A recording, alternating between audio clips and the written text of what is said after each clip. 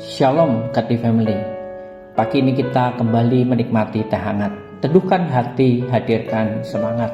Dasar firman Tuhan hari ini diambil dari Injil Matius pasal ke-20 ayat 20 sampai 28. Namun saya akan membacakan mulai dari ayat 25 sampai 28 saja. Demikian firman Tuhan.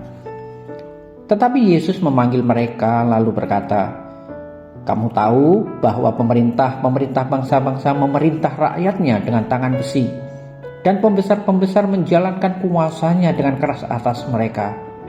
Tidaklah demikian di antara kamu. Barang siapa ingin menjadi besar di antara kamu, hendaklah ia menjadi pelayanmu.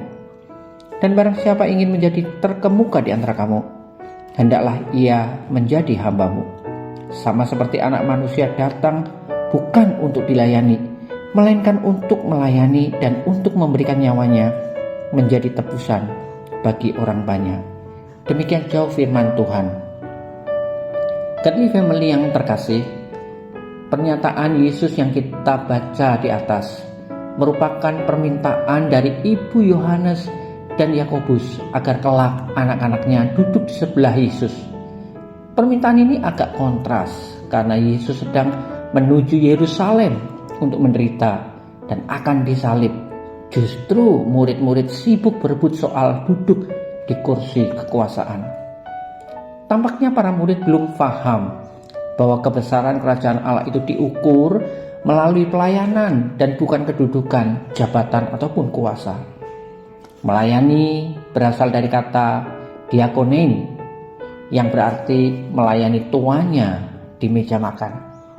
Maka menjadi pelayan berarti menjadi hamba atau budak pada zaman itu. Status budak hanyalah bekerja untuk melayani tanpa apresiasi atau penghargaan. Tidak ada ucapan terima kasih karena itu bukanlah hak dari seorang budak. Kati Family, dalam pandangan kerajaan Allah justru pelayanan seperti hamba atau budak inilah yang dinilai tinggi, bukan pandangan dunia seperti yang diminta oleh Ibu Yohanes dan Yakobus. Tuhan Yesus mengajarkan, kalau ingin menjadi besar, maka harus menjadi pelayan. Kalau ingin menjadi terkemuka, maka harus mau menjadi hamba.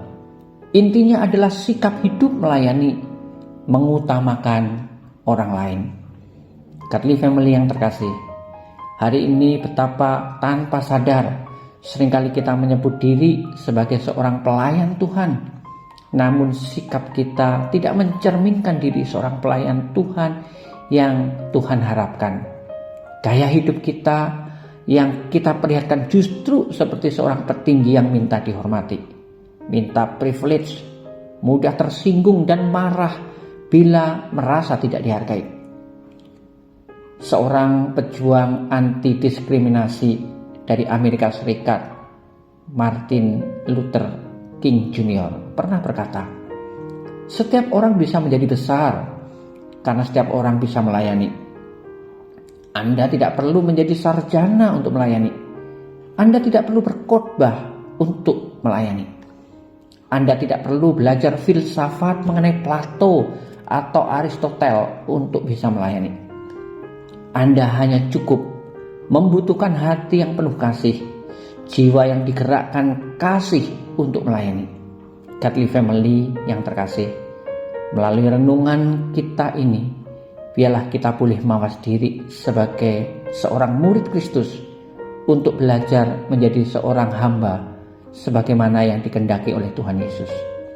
Hamba yang tidak mencari kekuasaan, jabatan, kedudukan, serta memiliki hati yang rela untuk melayani dan mengutamakan sesama kita. Mari kita berdoa. Tuhan Yesus, ajar kami untuk bisa melayani sesama kami sebagai seorang hamba seperti Engkau yang sudah terlebih dahulu mau melayani kami manusia yang berdosa ini, agar melalui pelayanan yang kami berikan, nama-Mu ditinggikan dan dimuliakan. Amin. Selamat beraktivitas. Tuhan Yesus memberkati Anda sepanjang hari ini.